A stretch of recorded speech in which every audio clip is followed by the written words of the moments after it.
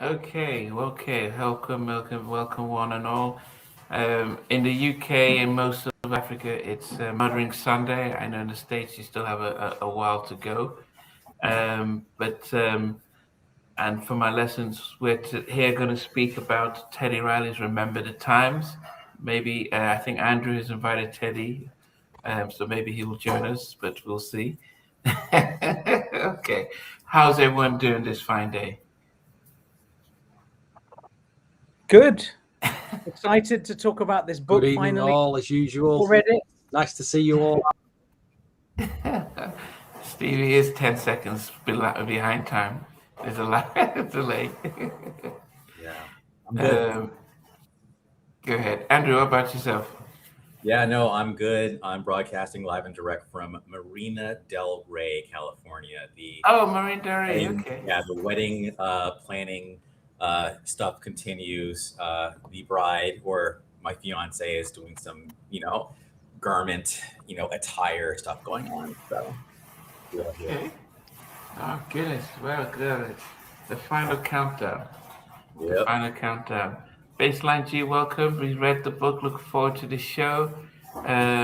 Donald Cleveland. Donald Cleveland in the house, DC. Donald, Woo! how you doing? Yeah, Vijay, how you been?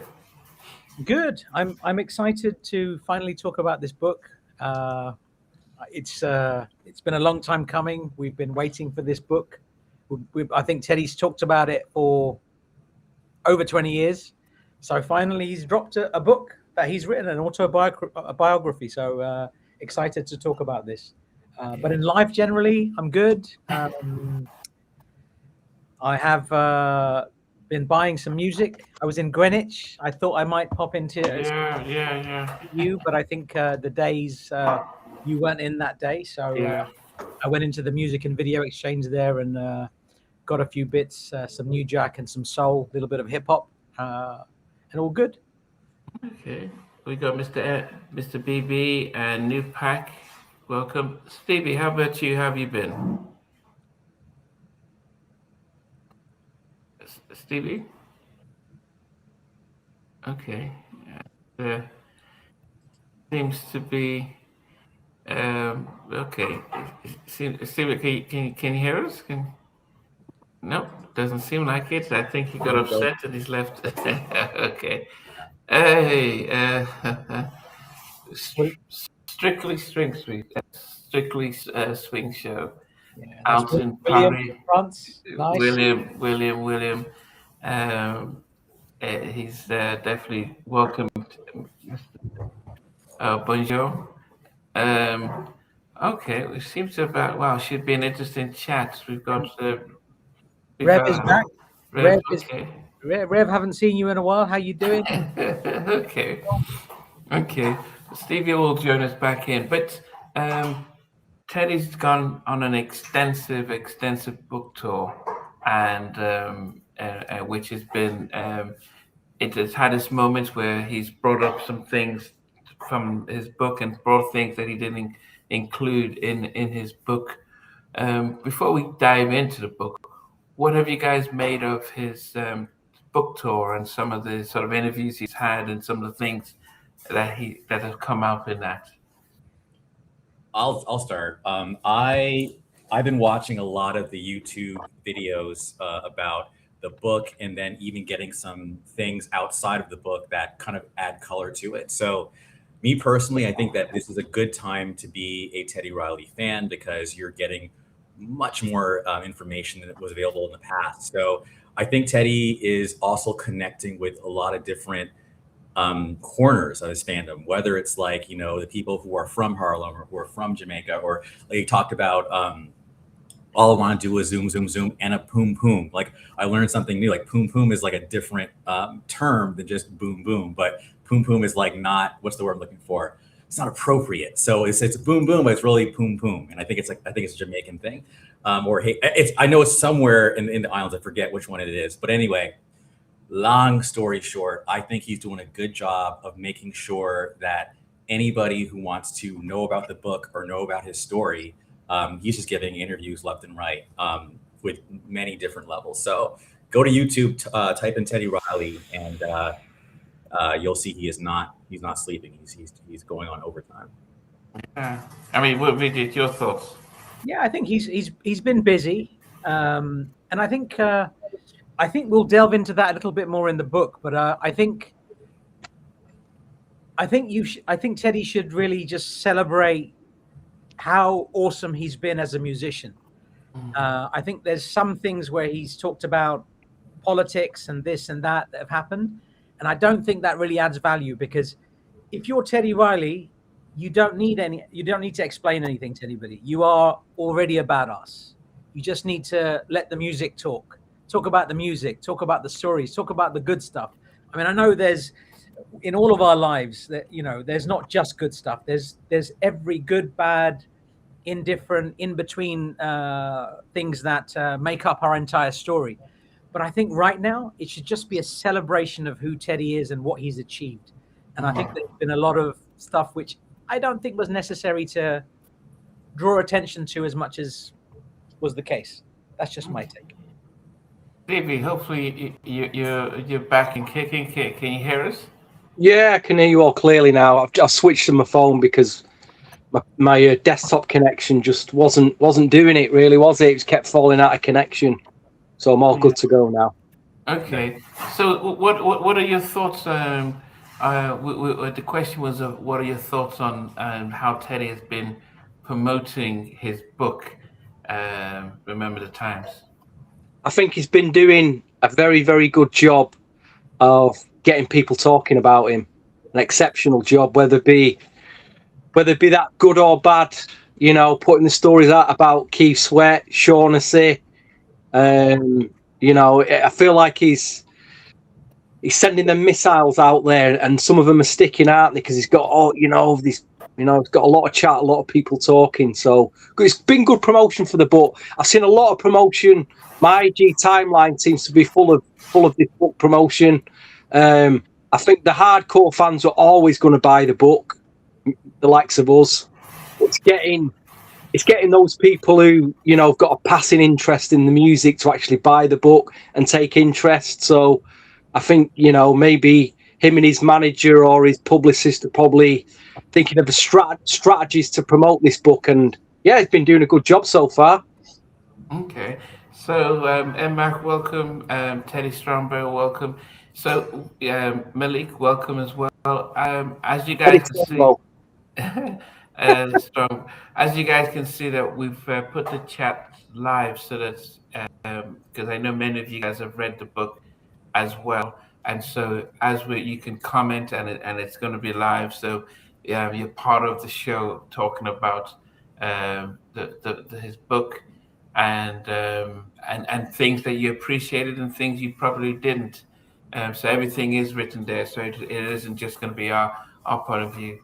And Mark mentioned speaking on Sally Richardson, a married woman, was distasteful and unnecessary as well. I mean, there are things that you probably, I do wonder on reflection, if he was to go through the book again, whether things.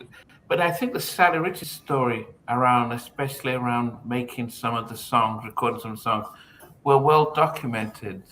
I mean, he's brought them up before, inspirations for I Can Remember the Time and stuff like that.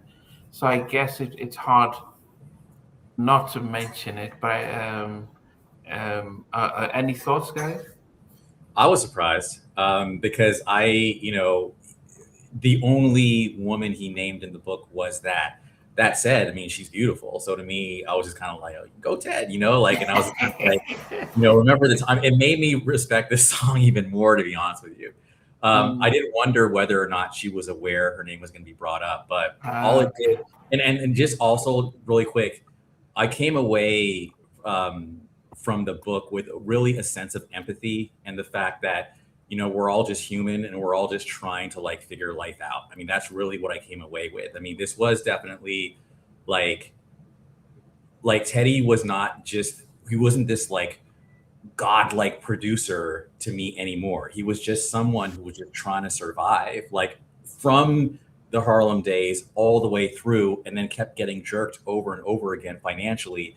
But overall, all he wanted to do was make music, and I can respect that. So it changed my opinion of him. Even my whole life, just kind of watching him progress and then doing the NGS Forever thing and everything, it just put a lot of things in perspective. But going back to what I said earlier, Sally is definitely not an unattractive woman. And as a man, I'm just saying, like, that's what's up, man. But anyway, he's all, she made my dreams come true. I'm like,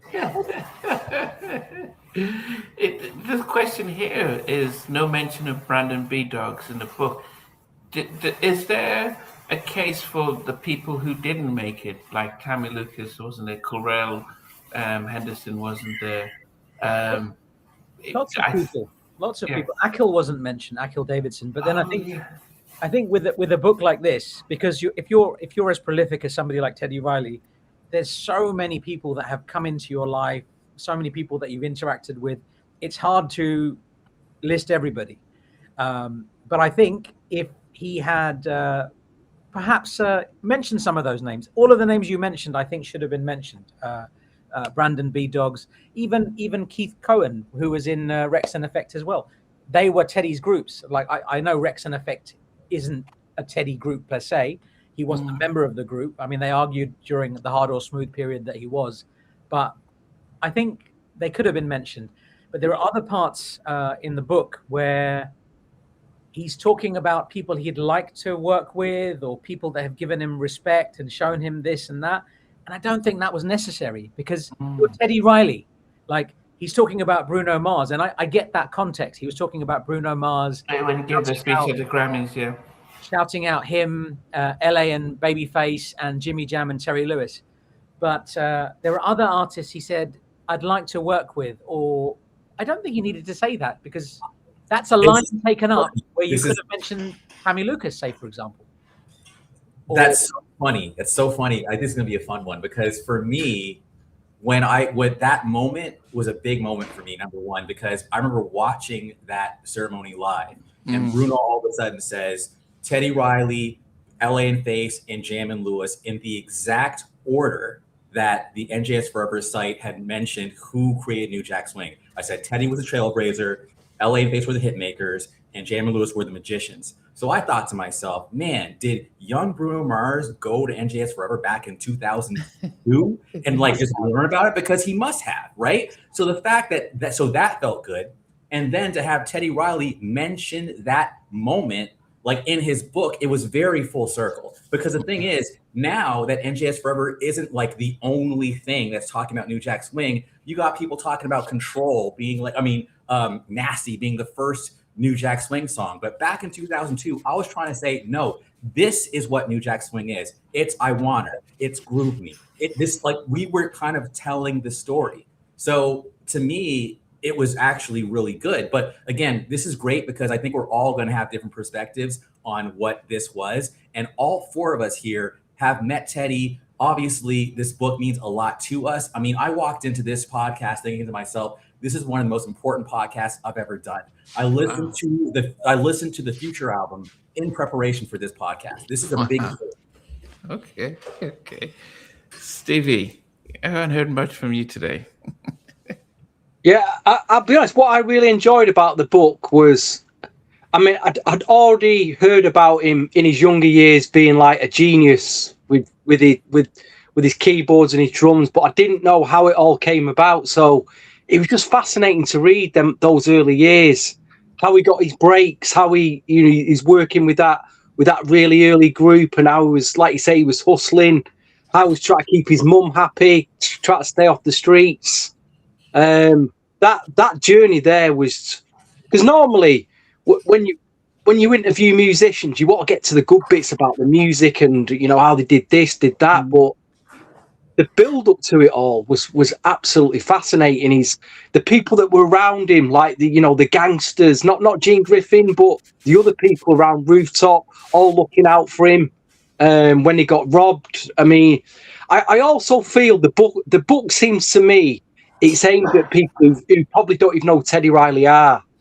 If they picked up this, if someone had a passing interest in music now and thought, who's Teddy Riley, or was given this book, I really feel it's like it's aimed at them. It's like, all right, you know nothing about me. This is me. The likes of us, we know half his story. We've heard tons of stuff. So I think he knew. You know what I mean? That's probably why a lot of them names, VJ, you're talking about, were left out. The hardcore fans knew them names anyway. I just think he was probably aiming the book at a mainstream, mentioning Bruno Mars, and there was a chapter where he was talking about all the accolades he'd got. This person did this, and this person said this about me, and I achieved this, and I achieved that.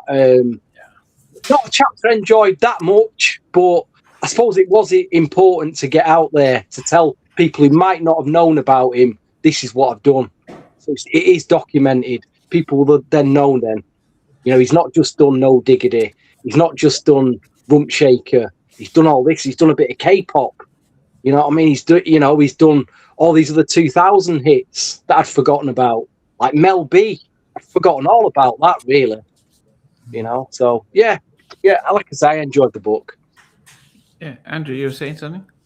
I just wanted to jump in, and I just think as one of the hardcore fans, like there was a few times where like these dates are off, man. Like this is not how it went down. He was talking about the whole Dangerous kind of like in 1991, and it was like it would have happened like a little earlier because Dangerous dropped like in like September 91. But anyways, little things. But Namdi, you're asking us questions, but I know you clearly have an opinion on some of these things. I want to make sure you also get a chance to say what your thoughts were. Yeah, man. Yeah, I think, there was an interview he did with Ed Lover.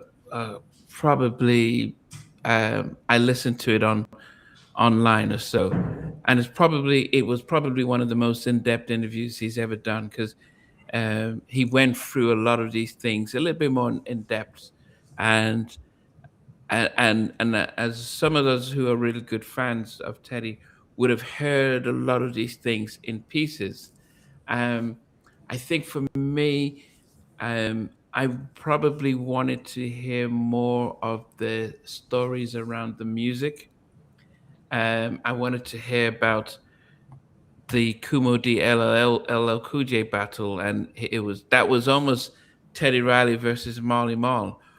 Did it feel like a rivalry? Because Marley still thinks he created New Jack Swing because he did stuff with Heavy D. So there's still parts of that I thought, it'd be interesting if that came about.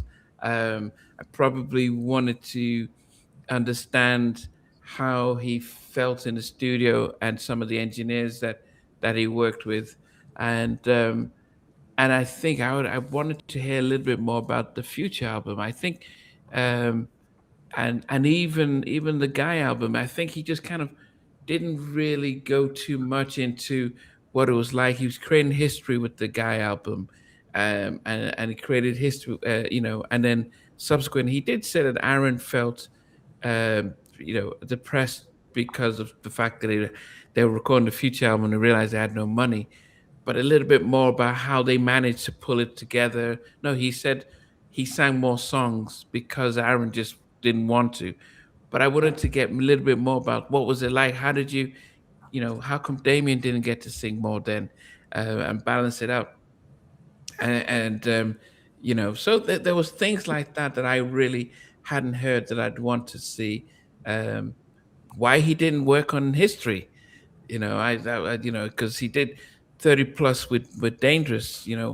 It would have been almost obvious that he would have come back and did some more stuff with Michael on history. So there was a few things like that I was hoping to get, but then that was some of my things. Yeah, I mean, people, as you're commenting, just remember it's live, so everyone's going to see it. So Nish was saying the Blackstreet part was poor. Yes, definitely creating the Guy and Future albums, vaccines what was needed. Yeah, I mean, that was just my thing. I mean, I felt like if this was part one, I think he owes us a part two that then Teddy Riley, the man behind the music, and then he goes through the songs and stuff like that, because I wanted a little bit more of that. I think Stevie, what you said was the most very interesting. I never thought of it like that. You've said something which has really impacted the way I'm looking at this book now. Now, when I've read this book, I've read this book how VJ would like the book to be. I've had it in my mind. I want to see him talk about this. Like Namdi, you've talked about Guy, you've talked about history. You want him to talk more about the history album, what happened there, and all of that stuff. So we all have our little things that we would like to have been included in the book. But I think, as you said, Stevie, I think Teddy was trying to cater for a wider audience. And he did an interview with somebody, I can't remember who it was, and Teddy was saying it seemed like there was a bit of insecurity there. And when he was talking, it came over like, I want people to know who I am now, and I want to still be relevant. And the guy said, "What are you talking about? You're Teddy Riley, dude. You are always relevant." And I think sometimes the mind plays tricks on you, and you have this idea that comes into your head, and you think you don't realize how much of a badass you are. It's Teddy Riley, man. He's an absolute badass. And I think he wanted to cater this particular book, this particular memoir, to the masses. And I think it wasn't necessarily to like people like us, because we're lunatics, man. We live and breathe this stuff. You know what I mean? Like we're different. And I think, maybe Teddy made the right decision there, because if you want to reach the masses, that's the way to go, isn't it? Talk about. I'm trying to think of this scenario. Like, you know, when you go in a library, years ago, I used to go in a library. I'd go in the music section, and there'd be tons of books about artists, bands, managers, whatever. And you've got to think, you try to select a book, and you're pulling books out, and you go, "I wonder who this is," or "I wonder who that is," or I'll try it. And his book is going to be in that library at some point, and somebody's probably not heard of him is going to pull that book out and go, "Teddy Riley, I've sort of heard of him." But on the other flip, I'm just very, very grateful to get a book. He said years ago that there's a book coming out and we're going to do a movie.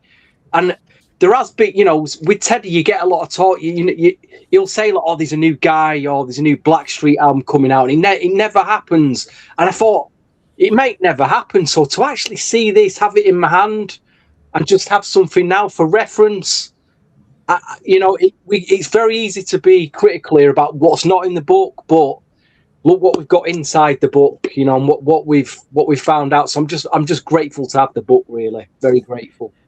Our old friend Sheldon. Great point all around. There are others needed to be fleshed out as well. If you can send me, okay, Sheldon, I'll get you on. Yeah, so I'll get you, Sheldon. I think there's as I said, DJ All Day mentioned that you're correct. The Ed Lover interview. Have you guys listened to that interview? It was done by 20 years ago, something like that. Yeah, I think I have. Yeah, a while ago. Yeah, it was an older, but I learned more about Teddy from that interview than I've from anything else, because it was him really going through. I mean, Ed, because Ed knows the stuff, and he was really hitting on some of those things. So I learned a lot more from a lot of these things. I think the tone of Pharrell being almost this, like, being mentioned, because he was a kid. Chad was there's not that balance, because Pharrell has gone on to become a billionaire. There's too much hyping of Pharrell, and very little mention of Rodney, and some of the other producers in the camp as well. And so I think that, as I said, there's so much he could have spoken about, and I think that was things that I as a fan, that I already know about, was in the book, and I wanted to hear a little bit more detail about the creative part and stuff. And then that was my disappointment. But as you guys have said, if you didn't know who he is, then this was definitely a good introduction as well. I mean, Vijay, did you have parts that you really enjoyed? I liked hearing. Firstly, I liked the foreword by Barry Michael Cooper. I loved that, because he was the man that coined the term New Jack Swing. So he's passed away relatively recently. So the fact that Teddy has this, it means everything. I think that he is the one that did the foreword for this. I think it's very important. And I'm so happy that his thoughts are in there, because I think what Barry Michael Cooper mentions in the book is that Teddy was the music guy and he was the creative side on another side, and they were like kindred spirits and they were yin and yang. And I loved how Barry Michael Cooper explained that, and that was great. I love the early years, as Stevie mentioned. I love the mention of the rooftop ice skating rink and everything that went down there. I love when he talked about Total Climax, which Omar Chandler was in there as well, who was an incredible singer in his own right. Was that the group that Jackie McGee was in a group with him? Was that the same group? I think it's the same one. I think. Yeah, I'm surprised he didn't. And also, because I there were two groups he did with Timmy. You know, first Kids at Work, and then they did they were a duo. And and I think that there was not much about the fact that, okay, yes, we did the Kids at Work, and he said in different interviews about, I think Corell has mentioned it, because they didn't get to mix the album, it would have sounded better. But and they were as big as New Edition, especially on the East Coast. I mean, it's more of that. It just felt kind of brushed away. Let's just move into other areas. And maybe it's the publisher saying, look, just make it a pop book, make it pop so that people who don't know you can appreciate it. And the other thing I just wanted to say that I thought was really amazing was the struggles that Teddy had, what his mother meant to him. That was amazing, because he's talking about the struggles that he had, and taking his mum, Markel, the sister, all to a nicer place to live. He made that happen. And I just thought that was incredible to read. I think all of us can relate to having a struggle here and there, and how we cope with it, what we do to get out of that situation, if we get out of that situation. And Teddy found a way, and you could tell he was very proud of himself, as he should be. He smashed it. He took his mum out of the projects and took her to a nicer place, and he took the whole family with him. And I thought that was very cool. Mm-hmm. Yeah. Andrew, I mean, from you, were the highlights from the book that you really appreciated? 1,000%. And I think BJ touched on it. Basically, when I talk about perspective, I talk about the fact that, to me, this music stuff, it's great. It's what he does, but there is a purpose and a point, and he's trying to just live his life and then provide the best upbringing he can for his kids. So, for example, when I learned that, he wants to audition for a band, and they say straight up, if we don't like what you do, we're taking your keyboard. I mean, that's the reality of his situation. And then the robbery that happened at that studio that one of his unks ran, where I think someone got, smacked in the ear with a gun. I think it was actually, it might have been Leveva. Like, all that stuff, like, I didn't know, then, so to me, it's like, it's all well and good that we, as, I'll just say it, fans of the music, clamor for what he created. But at the same time, like, yes, it's a big part of his life, but it's not his whole life. So it's like, to us, it could be like, oh my God, this is this amazing song, like, let's chill, whatever. But to him, it's like, look, that was just something I did to, like, make an album. So, because I was like, I was broke, I got a new contract from MCA, publishing with Zomba, and I'm just trying to survive. I'm trying to live, and then, like, I make money, I lose money. I make money, I lose money. It's like this music thing, it's just a part of his entire life. And it just put everything in perspective. We're all just human. We're all just trying to, like, get through this thing and trying to, like, raise our vibration. And those people whose vibrations are lower than yours, you got to cut them off, and I think that was a big part of the book as well. I'll also say I really enjoyed when he focused on the verses thing, because I think COVID, while it was a tough time for a lot of people, COVID was how Halftime Chat was born. I know that, myself, Beach, like, we all got together and watched that verses. It was like we were living it. It was a big. I remember what I was eating and drinking. I was drinking ginger ale and, like, ginger ale and shoot, it's a rum, it's an Irish whiskey. Anyway, it was fun, you know. Amazing. So it just, again, I keep talking a lot, but I'll just say this: it's all about, he was human, and I think that's what I got from the book. Not perfect, warts and all, human, who had great music that touched a lot of people and brought people together. You're right about the fact that he took time to talk about the verses, because I think it also took me back, because I missed I got in just before the first one that they went on, and Teddy was set up in the studio. And the reason, and people who wouldn't have followed Teddy wouldn't have realized that he and Keith were doing live shows. So they'd already set it up. They were doing their live shows. I think Silk did something. So I think it was out of Keith's house. They were doing live broadcasts. So he knew that, this could work. And he had already done one with Dave Hollister and some others. And so he knew the stuff would work. So when they come in the verses, the issue wasn't on his side. The issue was Instagram had not been set up for that many people to watch. And so the feedback and stuff was a big Instagram stuff. And so he got slammed, and he survived that and still came back.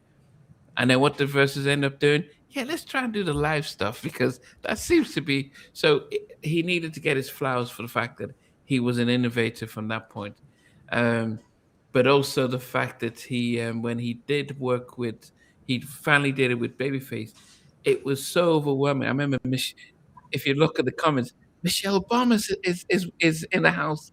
I mean, it was almost like this was the massive event, and it crashed because it wasn't set up for that. So he's a trendsetter, not just with the music, but what they did with the verses. I'm still disappointed that he picked the wrong song, Deep. Oh, God have mercy. And I hated the fact that he did those remixes, because he gave people the shot to come after him. He could have won that easily with his first 10 songs. So I'm still always upset when I remember verses. But anyway, yes, so definitely have to be giving him his flowers in that. And another aspect of, as you touched upon there as well, Andrew, the human side, that was amazing to see, because we saw his vulnerable side. That's what I'm saying. It's like he was talking about just the struggles and all the things, the warts and all, that things weren't easy. He was trying to find a way, and when people are honest, and I think he was very honest in this book, and when you're a bit vulnerable, people can relate to that, because we all need to be a little bit like that to really resonate with somebody, like just connect with somebody, to see that side. And he was sharing that side of him, and I thought that was very cool, man, because I'm talking a lot, but I'll try to like reel it in. But basically, the emotion I got from, or the vibe I can get, I'm not saying from Teddy, but like from other people, is almost like, well, what do you want from me? Like, basically, it's like, look, like, I know that you're a big fan of what I do, but like, leave me alone, dude. Like, it's not that serious. Like, I'm just trying to live. And, you know, getting that feeling, but now seeing like, this is what you were going through all this time. Like, I get why you might be like Michael Jackson, leave me alone, because it's like, I know that you think I'm all that, but I'm really not all that. I'm just like you, but I'm just trying to do the best that I can with what I've been given. Like, that's all I'm trying to do. And that's what I got. So whether you're, you know, New Edition, or whether you're whoever, it's like, yeah, you might look like you're all that on stage, but meanwhile, as soon as you get off that stage, it's back to like whatever drama that's going on in your life. And there's only so much bandwidth that you have to deal with anything. So I do think being an icon or a legend or whatever, it's a lot of pressure that you frankly didn't ask for. All you're trying to do is do what you do and make the world a better place. And I do think that he did a good job of making the world a better place musically, because we're all here, you know, together, knowing each other, having community around that. So to me, it's like, I'm sorry, I know I'm talking a lot. Let me just say, I just respect. Like, that's literally what I came away from the book with. Respect. Like, you did your thing, man. Like, you should feel good about, you create a whole genre, man. Or at least, and yes, other people could have been mentioned, and that I will admit that was a little, but again, that's just the imperfection. And maybe those folks need to get out there and tell their stories. Yeah. Go You ahead, said, Reed. Marco, I hardly agree with you and lots of stuff that you say, but today you shared about 3 or 4 points that I think are spot on. You said, firstly, how can you fit everything in one book? Absolutely agree with you. You said Teddy is many things, but he's an absolute genius. Yes. So that's it. I just wanted to share. Marco, I agree with you because often we do not agree. So just putting that out there. Okay. Chuck was saying that Teddy was known for his remixes, and no doubt about that. But I guess my and this is going back to the verses thing. If he had just, I think he gave, because Babyface says when he did the remix of "I Get So Lonely," he says, "I thought Jimmy and Terry did that," and then he did the Human Nature remix, and Brian Alexander Morgan and others were like, and All Star were like, "Yeah, I did the beats," and so it distracted from his stuff, and my thing was always, if he had just done Just Got Paid, and I Wanna, if he had just done some of the, just a number of those, the show, if he had just put some of these things out, it would have just rum shake it. If he had just 10 of those bangers first, Babyface would have just been like scrambling around with ballads, and the up tempos would come through, and that's what I meant, that he could have just slammed that easily with just 20 hits that he went in the studio and did on his own. And he did a couple of those remixes. Then he played deep, and it just felt like, oh man, City is Mine. That was one of Jay-Z's worst songs, and it was like, yeah, I'm gonna put it out. Then Foxy Brown, as well, which was done by Trackmasters, and then so it was. He didn't have. L.A. Reid has said on an interview that he and Babyface went through the track list and, okay, you're gonna play this. So they really planned it out, and I think Teddy just almost like, okay, I can play this one. I think he did. He needed somebody in his corner to really say, okay, what are you gonna play? No, don't do that. Do this.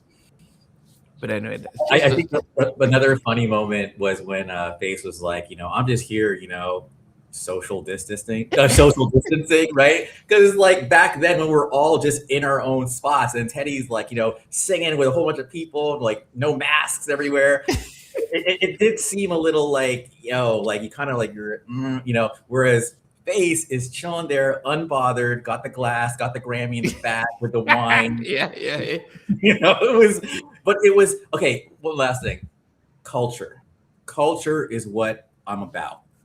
And, whether it's the New Jack Swing culture, whether it's the culture tour, or even the verses being a cultural moment, like that's the other piece that like I'll stop in a second. But the reason why I cleaved to New Jack Swing, just 100%, I've said it a million times, it was an expression, in my opinion, of Black culture, right? But it's an inclusive Black culture. It's not like, hey, only Black people can do this. It's in a world that in a world that shits on Black people, okay, we are coming up with an art form that everyone loves and we can be proud of, okay? So to me, it was like, as a kid, I was like, oh my God, like this is amazing. And it's just like, because Michael Jackson was like the biggest Black force on the planet. And the fact that Michael then went and jumped on the New Jack Swing bandwagon says so much, because then NJS was like the biggest positive Black force on the planet, okay? But now I realize Teddy probably wasn't thinking any of that. Andrew, you put that all on him. He wasn't trying to like uplift like Black culture. He was just making music. Calm down, So but at the same time though, again, Versus was a moment. So much of a moment that TMZ's like, wow, what are these Black people doing? We're shutting down Instagram. That's what we're doing, So to me, it was just, that's what I get excited about. That's what I get passionate about. But I now understand and had the perspective that when people are part of a cultural movement, even if they're creating it, they might not even know what they're doing. And Barry Michael Cooper was even like, do you have any idea what you're doing right now? This is New Jack Swing. It's crazy. Life is a trip. Just do your best and let the chips fall where they may. All right, I'm gonna try to be quiet for another 20 minutes. Stevie, what were your favorite bits about the book? What did you really love? What did you really? I'm gonna the most interesting stuff as well that I found, because I wanted to hear his perspective on. We got to bring this man's name up. We can't really escape this, because the shadow of Gene Griffin kept going well past the split that they had. He was still in the background, but it's interesting the timeline of when Kids at Work split up to when Gene went in prison for whatever tax evasion or whatever it was. Then they formed Guy. How the future would have been so different. It seemed like when they formed Guy, Gene Griffin gets out of prison, and they go to Gene, to be their manager, and they get the deal with MCA. If Gene had not got out of prison, it would have got a deal probably through Andre, through MCA, or even Tommy Boy, one or the other. They probably would have had a different manager, and it could have been a different route for Guy. It could have been completely different. But I'd love a book from Gene. It's just we're never going to get that now, obviously, because he's not here, or maybe his wife could do something, but. That shadow years later, it's always in the background of Gene. I have a lot more love for Gene Griffin now, believe it or not. Wow. Because he's such a big part of New Jack Swing. Not obviously making the music, but in what he did in the background and putting people together. He said even years later when he was putting. Did he mention 911 or some Blackstreet where he said some of the members had to pay Gene money to get out of a deal? I found that fascinating. That's what I mean. They still weren't rid of him. Very interesting. Very interesting stuff. But like you say, Gene Griffin, I've got more. I know, considering what he did and the amount of money he took from Teddy, I still got a bit of love for old Gene, really. And I wanted to hear Teddy's side. I did really wanted to hear that, and we got it. We did get it. Okay.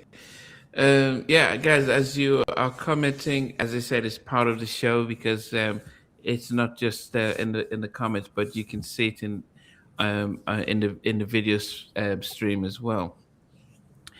I think we're jumping around. I think. The breakthrough or pivotal moment of GR Productions was between 88 and 89, or just onto the end of 89, beginning of 1990, where he was just so busy.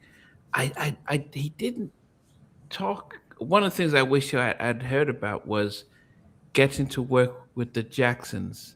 Now, he said in an interview, and this was the interview he did with Ed Lover, that he got to work with everyone but Michael, that Michael recorded his own vocals separately, and he was disappointed about that.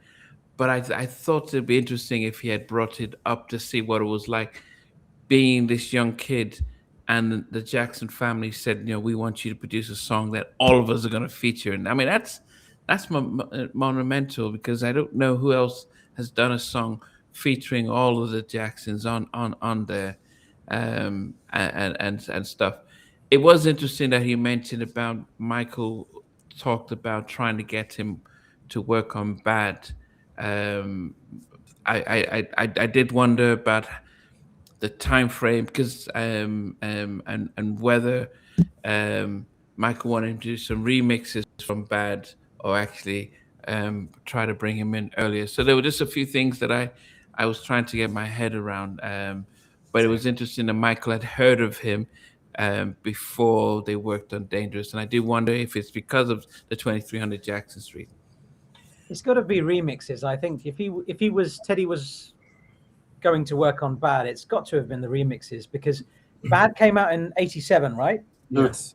So the remix, like the production, would have been 86, 87. Would you say that's about? Yeah. About 86. Yeah. And I think, when did Make It Last Forever album come out? 87. 87. Yeah. November. And when did the first Heavy D album come out? Was that 86? I think that was 86, actually. That was 86. So maybe I don't know, man. I don't know. Maybe But- I think remixes would make sense. But one of my favorite moments in the book was actually learning that those iconic riffs, "Do you remember, girl, on the phone, you and me," was inspired by Bobby Brown at the end of My Prerogative. That I did not know. And Ah, it made the fact that Bobby didn't even want to do the track, like he actually left. He's like, peace, because Teddy was like, my way or the highway. Bobby's like, deuces. And then it was, I think Lou Salas was like, you better get your ass back in the studio.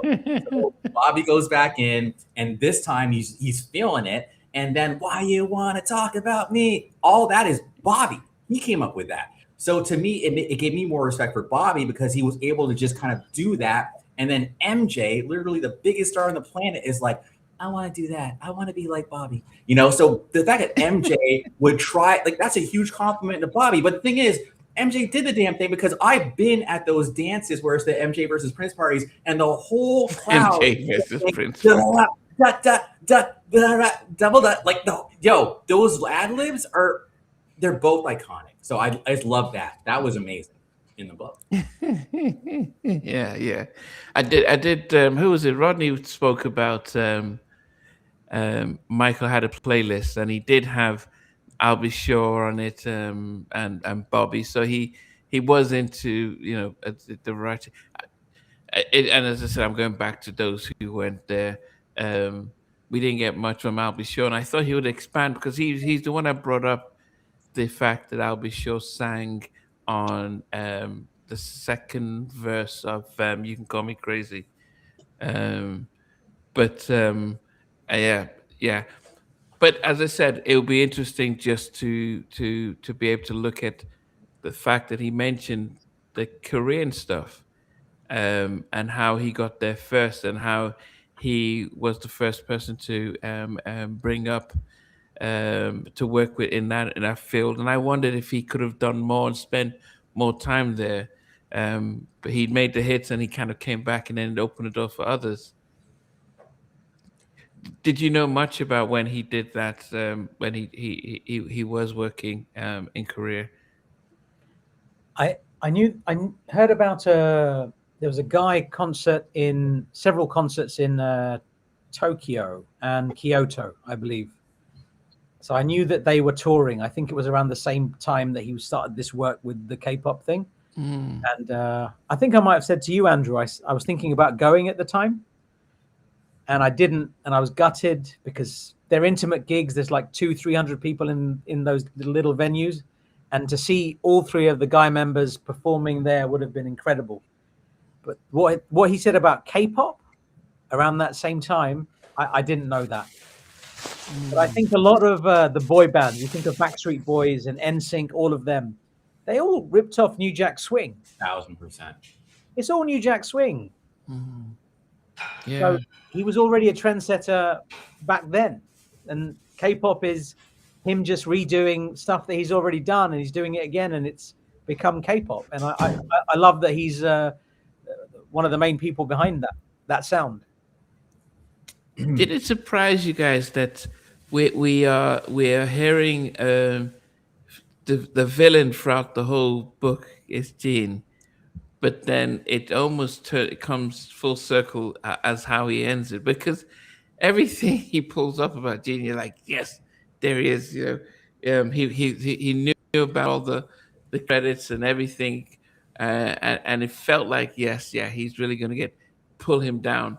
But it was almost like a Schindler's List moment, where at the end he was like, yeah, Gene couldn't help himself, but I kind of forgave him and made up with him at the end. And I'm like, man, I'm angry for you, man. Just keep being angry to him. Why did you forgive him, kind of thing. But it was something that, at least that was his story, and that was his hurt, and he was able to say, you know what, this guy did a lot to me, but I didn't want it to hold me back.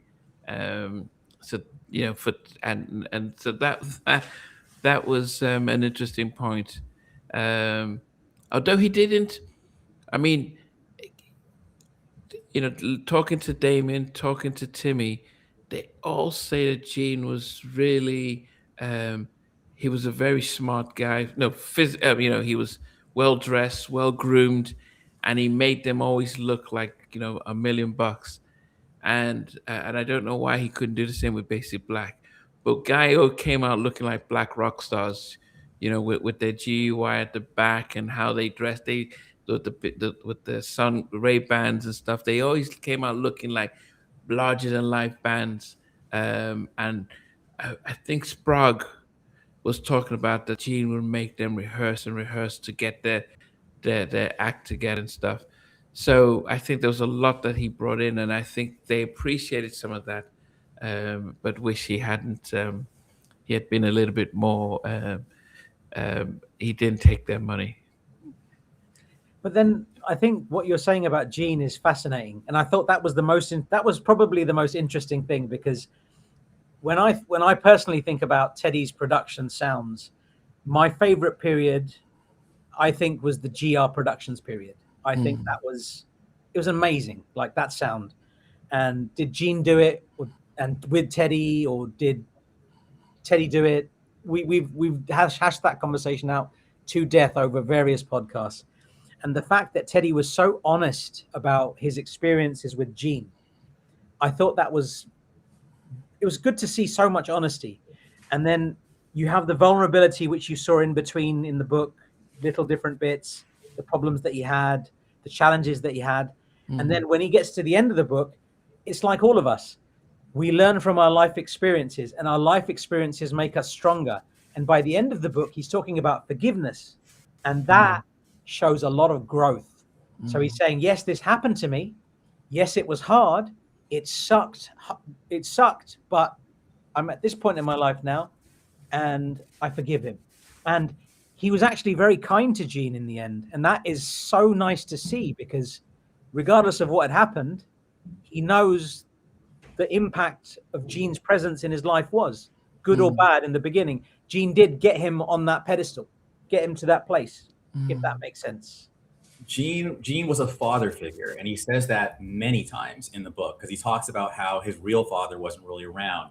And to me, like, again, when you start talking about life and death, in my opinion, then everything else just stays to the background.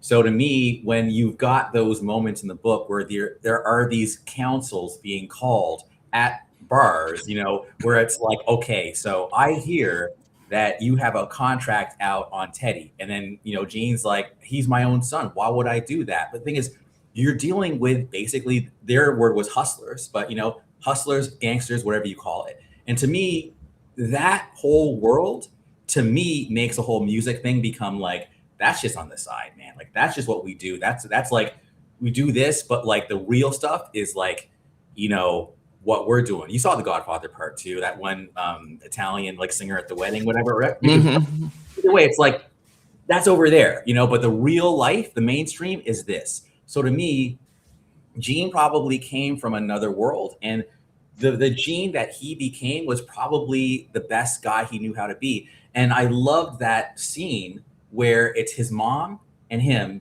and Gene, and they kind of confront him. And when Gene realizes, I'm going to lose my golden goose, and actually I'm like, yeah, maybe the reason why Gene couldn't have Basic Black, all that, whatever, was because he already had lost his golden goose. Teddy was it, and Teddy was the money machine. It sucks that like Gene took all that money, but I think that in order for Teddy to heal, yes. And also what's crazy to me is, but I get it, is Alzheimer's he had to make peace with him while he had a chance, because if he was already, if his mind was gone, it's too late. So I think Teddy did the right thing, honestly, just close the book on that thing, because yes, without Gene, none of this would have happened. It wasn't perfect, but life isn't perfect, man. I got to get up on my soapbox. But anyway, I want to talk about the gangster stuff, because the gangster stuff was real. And if you had asked me in 8th grade in 1991 that Teddy actually had to worry about his life and that there was gunplay involved, I wouldn't have believed it, or I at least wouldn't have wanted to believe it. But now I'm like, I think a lot of us, if you will, like making music, especially if you're from New York or wherever, that's what you had to rise out from. And to me, it's like, you can't be thinking all this heal the world, rah, rah, rah shit. It's like, I'm trying to live. So I'm just trying to live.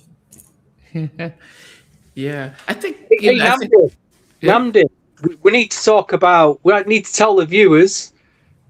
There's some very interesting pictures in this book, and believe it or not, Namdi inadvertently has made Teddy Riley's book. One of Namdi's pictures is in Teddy Riley's book. Teddy doesn't know it. We know it. So Namdi, tell him about that picture that's in Teddy's book, will you? Do you want to show it if you have it, because you don't have it? Yeah. And Yeah, this one. yeah, okay, so yeah, okay, yeah. So that, I remember, because normally times when I think I interviewed Darkchild, and he was talking about when yeah, with Teddy and Michael in the studio. So one of the pictures I've used in more of my videos is the picture of Teddy and Gene Griffin in the studio, and all I pretty much use it all the time. And so I just thought about, how do I get Teddy didn't have many pictures of him and Michael, not onto. I mean, I've just seen that one with him on there, and so I just photoshopped it and just put Michael in there, and on a YouTube, when you're doing it as a YouTube thumbnail, you can't necessarily tell that it's it's real, because it's crunched in. I think in a book somebody saw it, and I hadn't gotten the hard copy yet, so I didn't realize that it was put in there, and somebody scoured the internet, saw it, and said this was Teddy and Michael recording Dangerous in 91. What studio was that? Larrabee's in 91. And that was definitely 89, and it was definitely not there. And unfortunately, I think it didn't look good.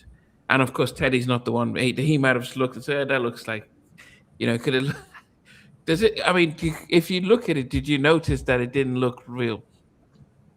It looks real to me. The way it's been pixelated down into this book, you wouldn't know. You just wouldn't know. You just wouldn't know. Mind you, it does. There's sort of a line here. Yeah. That gives it away. The Photoshop line just doesn't feel right at all, this line, when you really look at it closely. I read it on my Kindle, and it's in black and white, and it just looks super his hand cuts off. Teddy's hand cuts off there. Because it was just, because we were both wearing red, it was just something simple. Just, okay, here's a video talking about Teddy and working in Michael. I had no idea. I mean, and I do it. I do a lot of those all the time. I mean, I did one with me and Michael in the studio, and me trying to talk to him, and he was not paying. He was just looking at the camera, like, Michael, let's talk about making of this. And actually, people thought it was real. But it's like, but it's yeah. So you have to blame his management team, who didn't see that without submitting it in. But yeah. Can I try something really quick? This is very off the cuff. I'm going to see if I can share my screen, because I just want to show really quickly a picture. Are you guys seeing this picture right now? Do you see it or no? Yeah. Yes. All right. So that's Teddy Riley. That's myself in 2005. I'm going to come off sharing in a minute. Wait a minute. This happened. That's Teddy? That's Teddy, and that's me. I was a little chubbier back then, but that's me. Okay. And who's the guy in the middle? That looks like a 1950s film. All right. So coming off. So basically, his name is Zapman. So I wanted to show that picture because it's a special moment. Obviously, I met Teddy that night, but I also met somebody else for the first time that night as well. And that individual was none other than VJ Jode Chandegra. And that was in, I want to say, August of 2005. And afterwards, we actually went and hung out at Mel's Diner afterwards. It was a concert that Teddy had put on. He was a headliner at the Greek Theater in Los Angeles. So it was Teddy by himself, but then he had, I think, Guy was there. Blackstreet was there. And then you also had, Johnny Gill, You Melba had DeVoe, Melba DeVoe, and I'm forgetting one more person. Casey and JoJo, Gerald Levert were on stage. Gerald Levert, R.I.P. Yeah, so it was a great show. Unfortunately, Guy ended early because they had gone past. But I just wanted to show that because I just wanted to show that because And it looks like not Chris only did Thomas. I saw that. Not only did I meet Beach that night as well, but also saw, but didn't approach, but I'll approach him later. Jimmy Jam, he was there too, just to support Teddy. It was a beautiful night, man. I just felt like we were talking about pictures. I just wanted to like bring that up because that's why I think that this book is just it's a big deal. You know, this is like Teddy's the reason why we're all on this damn podcast. Let's be real. Yeah.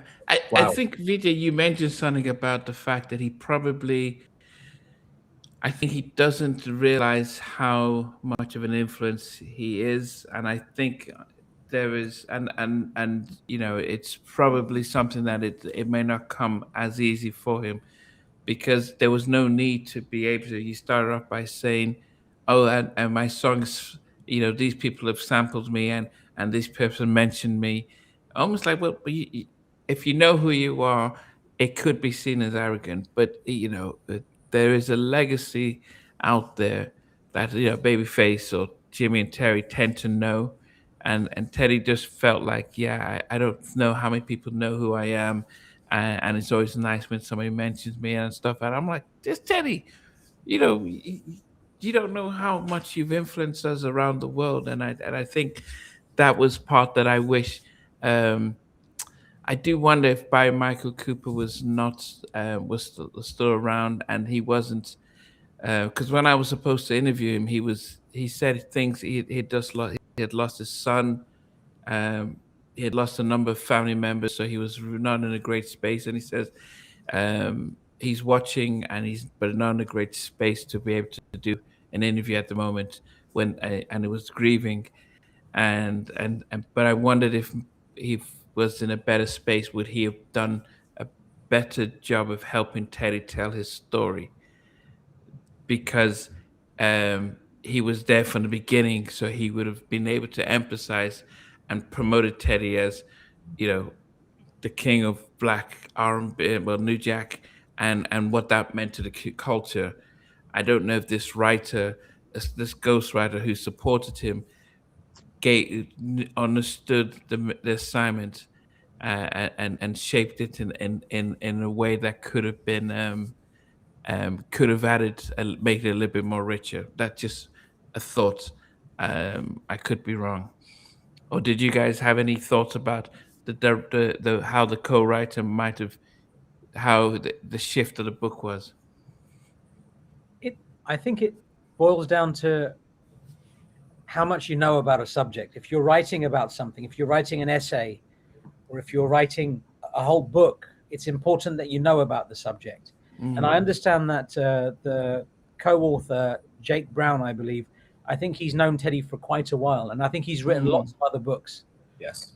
And the thing that I thought was interesting was the fact that he's written over, I think, a couple of hundred books or over 100 books. Wow. So if he's written that many books, then this is saturated. He's like, how much he's actually giving to this particular book. How much are you actually able to give? And I think what you said about Barry Michael Cooper, oh my God, that would have been the book, man. Yeah. I'm not going to be able to get that thought out of my head now. That would have been the book. Even Nelson George. Yeah, Nelson George. Yeah, he'd smash it. It was like, I think it was all pragmatism. Again, I've become, I think in my older age, like way more pragmatic and way more realistic now. Jake Brown absolutely just had the connections to get the book done. So he had an agent. He basically had the proximity to the power and the money at Simon & Schuster to get it done.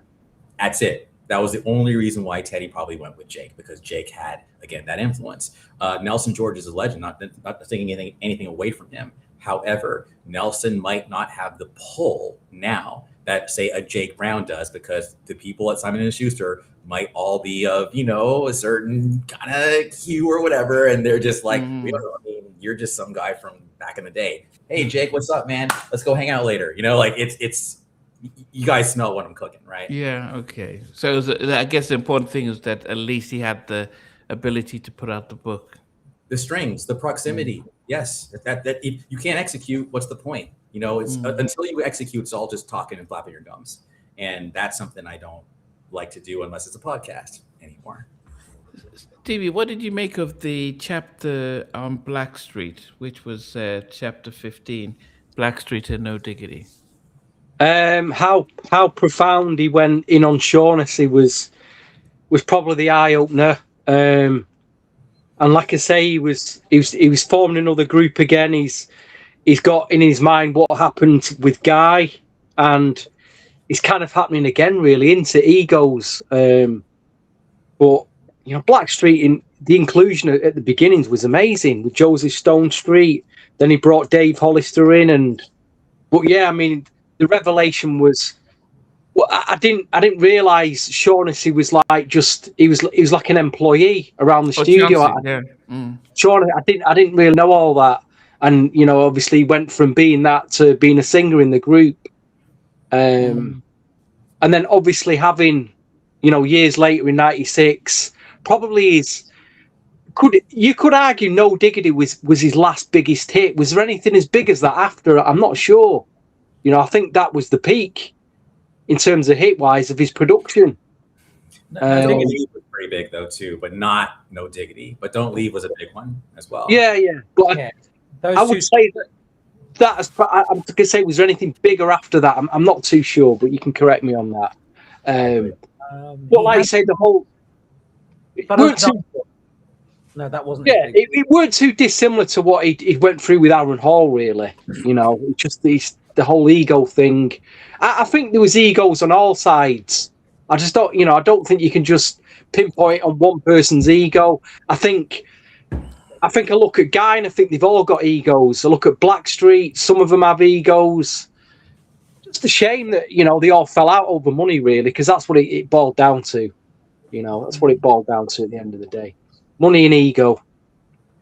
And another thing that I thought was interesting was, again, comes to growth.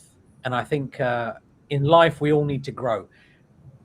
And I think as sad as it is that it's unlikely we'll see Guy get back together. I mean, the idea that Teddy, Aaron and Damien and even Timmy are never going to perform together, that's just sad. That makes me sad. But if Teddy feels that that is something that he needs to do for his own headspace and for himself, then that makes sense for him as an individual. So we've all got to live our lives as individuals because we're living our life. We're not living it as a collective. We're living it for ourselves. So if that suits Teddy, then that's what he should do. But it is sad that there will be no more Guy. It doesn't feel like there'll be another Guy reunion again. And that hurts. That as a fan, that's a bit upsetting. And with Blackstreet, with what he said about Chauncey there, it seems like that's an impossibility. Like he said, nope, no thank you, never. That's the vibe that I got from what he was saying. And especially with some of the interviews you've seen, he's brought that up again. And it's a categorical no thank you, see you later. Yeah. Right? That's and that's sad as well because they made great music together. They really did. Yeah. I was never a fan of Teddy being part of Blackstreet. I just thought that it would take him away from being in the studio, and he showed he could do the two, but I wondered how much of a difference because his contemporaries, Jimmy and Terry, LA and Babyface. At least Babyface had a solo deal, so he could, and he already established himself as a singer.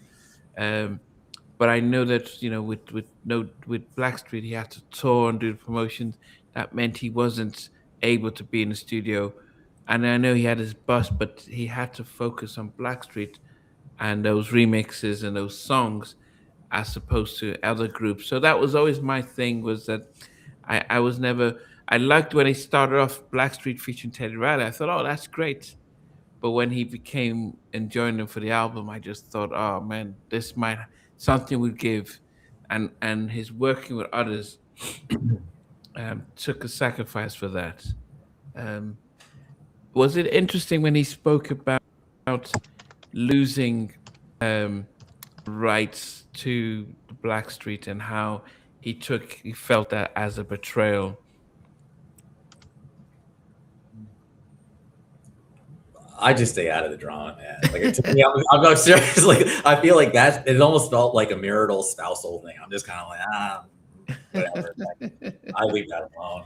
Honestly, I have an opinion on that. Okay. Yes.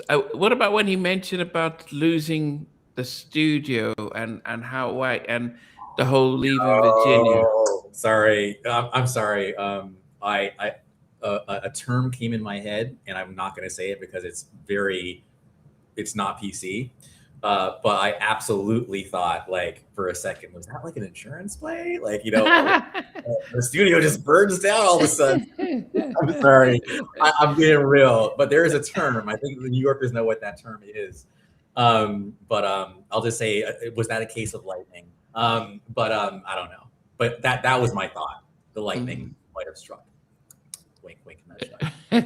Okay. What I didn't understand when he said about I'm trying to understand the timeline of how Blackstreet was created. So, did Teddy say that he's creating a group he wanted to create a group, and then Chauncey, who worked at Future Studios in whatever capacity he worked at Future Studios, he was asked. He used to be a singer and he was working on his talent. And then Teddy says, "Chauncey, can you find me some singers to create a group?" So doesn't that mean that Chauncey created the group? I'm just trying to understand that, because it seems in one way that Teddy's saying that he created the group, and then on the other side he's asking Chauncey to create the group. Or have I misunderstood something? You know, in the Felt like that. It definitely felt like that. yeah, but if you watched Teddy Riley, the man behind the music, when they were getting ready to bring out Finally album, it was a BET special, and it was a really good watch because they had some background stuff. In there, Chauncey says that Teddy came to him and says, "I want to put a group together," and Chauncey was like, "Well, group, because they were singing the backgrounds on the Bobby album." And he was, like, okay, so he wasn't, and he wanted, So Chauncey admitted that yes, that Teddy did ask about saying that he wants to put the group together, and asked if he was going to be part of it, and then Chauncey did say, "Are you going to join in?" And he hadn't planned to, and because they had all these guys with Stowe Street and Levi singing background before they moved into it. It was interesting that he mentioned Eric, because Chauncey and Eric were a duo, and Eric was there in the beginning because he was just coming from the flex, but Teddy didn't feel as if he was ready to. He was it was an introvert, and so it's interesting. He was complimentary towards Eric, and didn't seem to have an issue with Eric. He or Mark at all. Yes. The part, staying away from sort of the drama is the show, when he's talked about the show, and I don't think there was a timeline as to when because it felt like it was. I thought it would be a little bit earlier when he talks about rooftop, but he kind of brought it in. He brought it in around chapter 10, after the Keith and the Bobby stuff. But his mum got involved in making sure that he got the publishing, instead of, I think, Dougie Fresh, when he offered him like $25 or something like that, and he was excited about that. His mom says, "Man, make sure you get your publishing because and stuff like that." So he was fortunate in that sense because everyone seemed to have known the business but him. And I think it would have been nice. I mean, this is not in the book, but I think something that would have been good for Teddy at the time, around 92, I would say, is if 92, 93, is if he had made curated a soundtrack of his songs, like Jam and Lewis did Mo Money, LA and Babyface had Boomerang. Teddy should have done a soundtrack, like for a movie. I don't know if that was even a possibility. That would have been amazing. That would have been amazing. Yeah. Yeah. I think the closest thing to it would have been New Jack City, you know, as far as like, you know, doing the, and he actually did mention doing the track, the title track to it. But no, you're right. It's props. I've never once thought of that in my life. So props to you for that. I also want to apologetically say that I will have to bounce because I am broadcasting from a hotel, late checkout, 4 o'clock my time. So like 3:46 right now. So if you see me leave at like 4 o'clock my time, that's why. But yeah, no, we probably might end at that, just yeah, so that we don't drag it out too much and stuff. But what would you say then? I mean, going round, I'll start with you, VJ. If you had your favorite parts of the book, what chapters that really spoke to you and you really like, man, I'm glad I read this, because I know we kind of drifted to that sense of what was missing and what we didn't like. But if you looked at the chapters and thought, well, these are the chapters that I really appreciated, what would you say? I liked that as soon as he worked with Michael Jackson, his fortunes changed. That was nice to hear.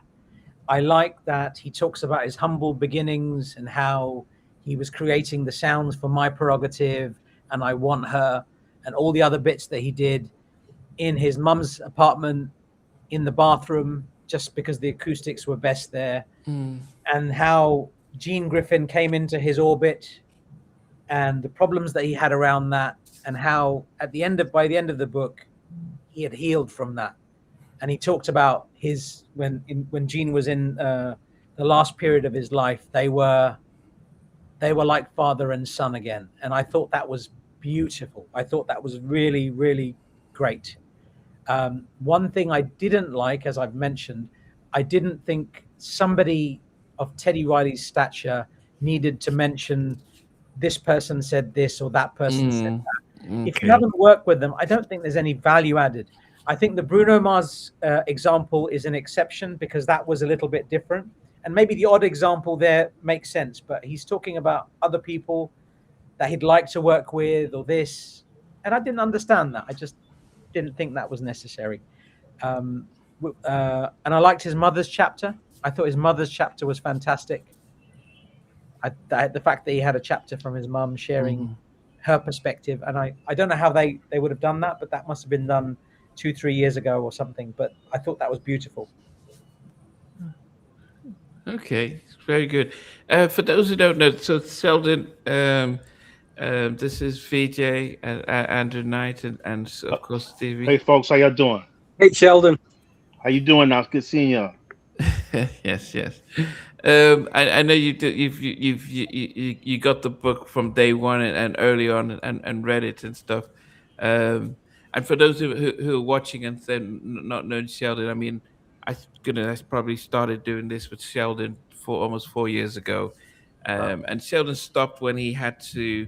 He was working on a book about LL Cool J that he was writing, and he had deadlines, so. He had to he had to retire from us. But what are your thoughts on the book, Sheldon? I got the book and I read it. I read it in one night. So I was really excited about getting the book. And one of the things, like just to not belabor the point what you all were saying, is that when you look at creating a book, it's either going to be a memoir or going to be an autobiography. When you look at the memoir is going to give you like a narrative approach, slice of life, kind of general information, and you're breezing over a lot of things compared to when you're dealing with an autobiography.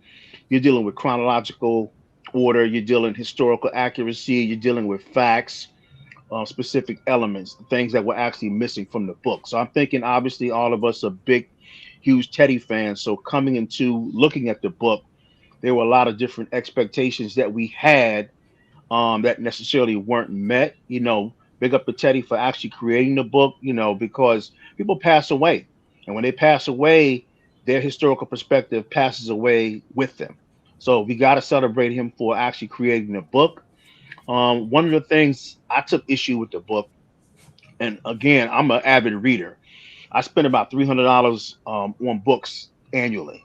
So I have my library is extensive. I've got books that I've read that I still have from like almost 40 years ago.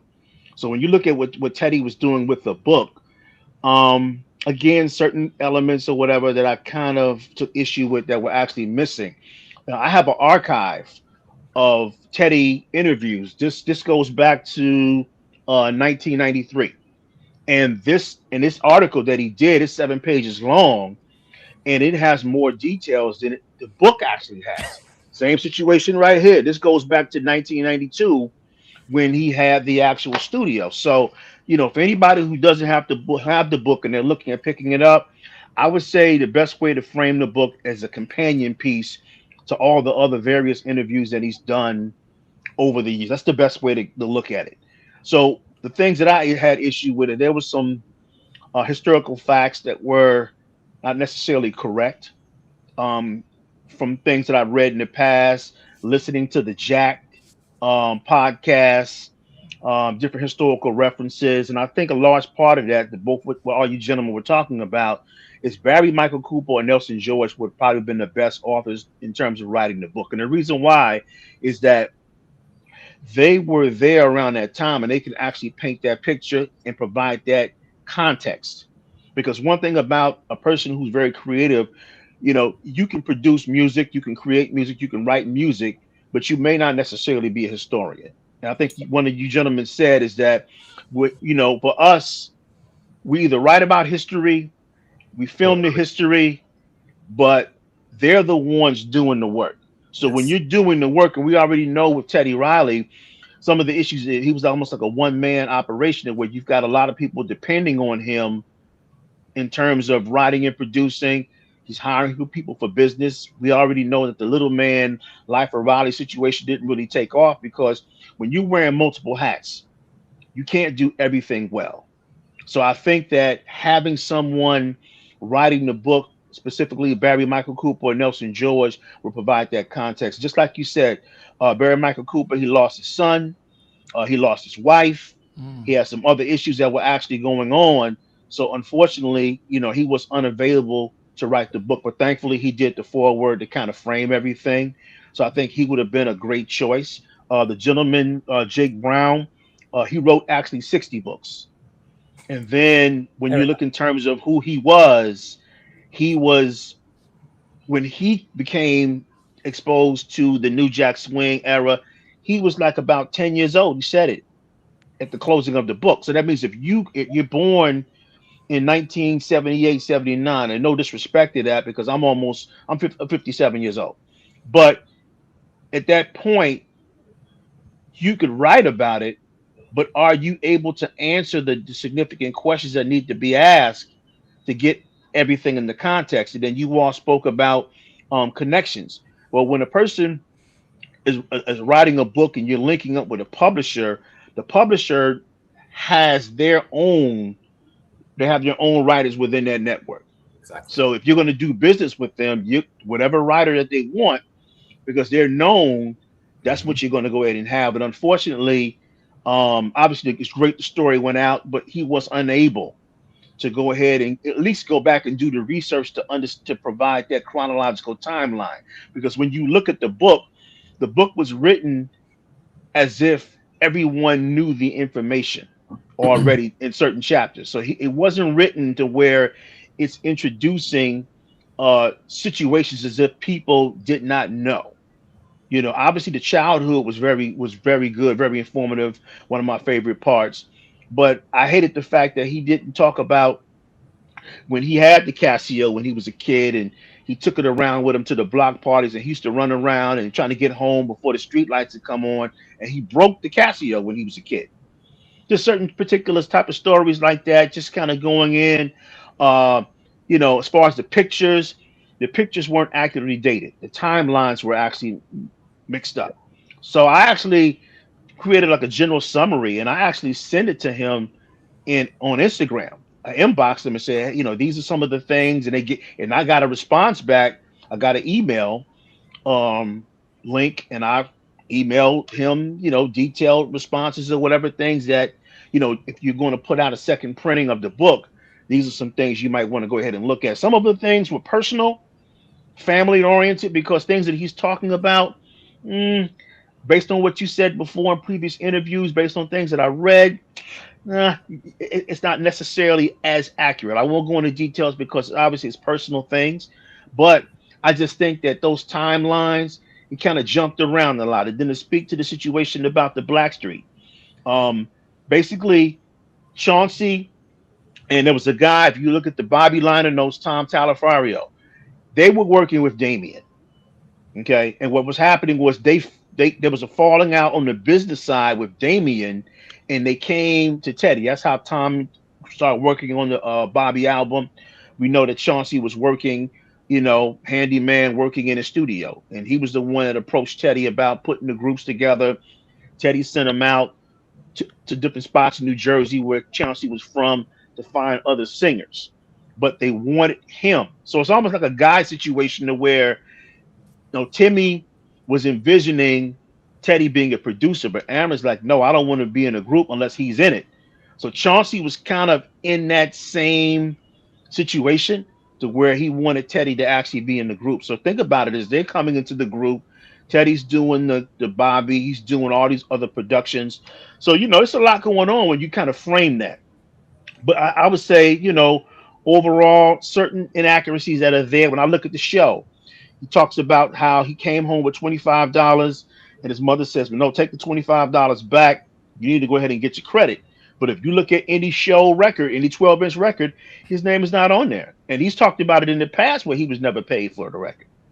You know, so there's a lot of inconsistencies that exist within the book from a historical timeline. But I'm thinking because you're doing you're doing a memoir, you're kind of breezing over a lot of things, and you're not real. It's not chronological. And of course, when you look at the book, he's talking about things he did in the past, things he's done in the present, and things he's done in the future. So in totality, it's almost a summary of his life and his career, but it's not in a chronological pattern, A, B, C, to where, okay, what happened? Because we don't hear anything about how they started to put the groups together within GR Productions. We don't hear about how the kids at work, a little bit about the kids at work, but the relationship, the creative process in creating the Guy album, just a lot of those things, because we know that at this point right now, it may not be a documentary that may come out. I think the book is especially what it's going to be and nothing else.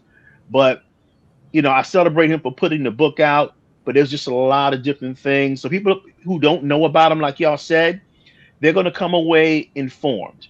Before a lot of us who bought the music, who digested the interviews, digested the content, you know, we're going to come away with slightly being disappointed because there's a lot of situational factors, behind the scenes activities that we're actually missing. And I want to just touch on the Michael Jackson piece for a second.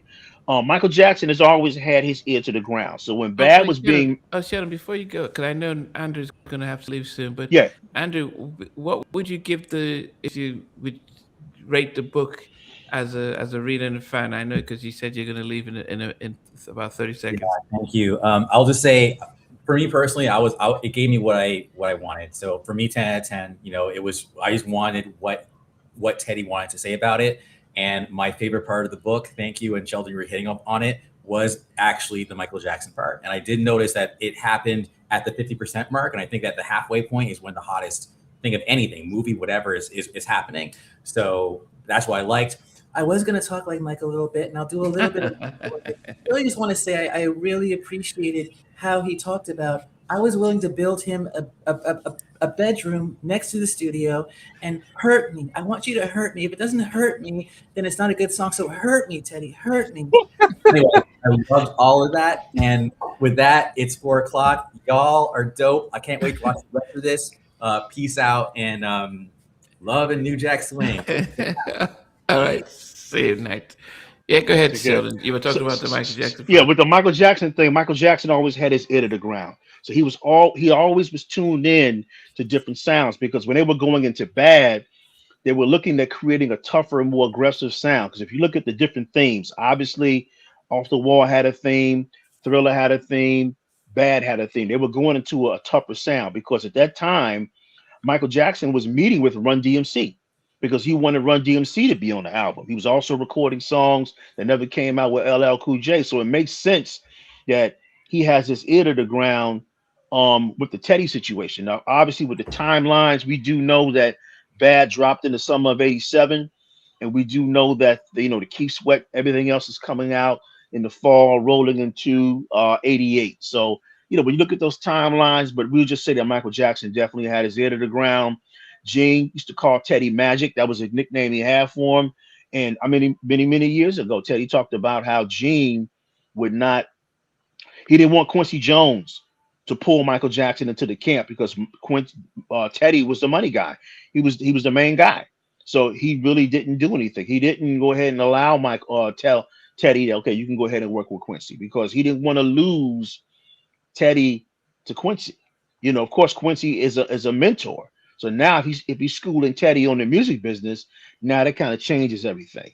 But I will say that when you look at that, the full circle of Gene, it just shows the forgiveness in Teddy's heart in terms of that, knowing that without Gene, he couldn't have actually made that transition because going back to the whole gangster thing, Gene was a protector of Teddy. Teddy also always had the street guys. But remember, Teddy, Timmy, and Aaron, these guys are like 19, 20, 21 years old. So you got to have someone older to advocate for you in the music business. And that's who Gene was. But unfortunately, Gene was trying to control everything. But I just different things that were actually going on.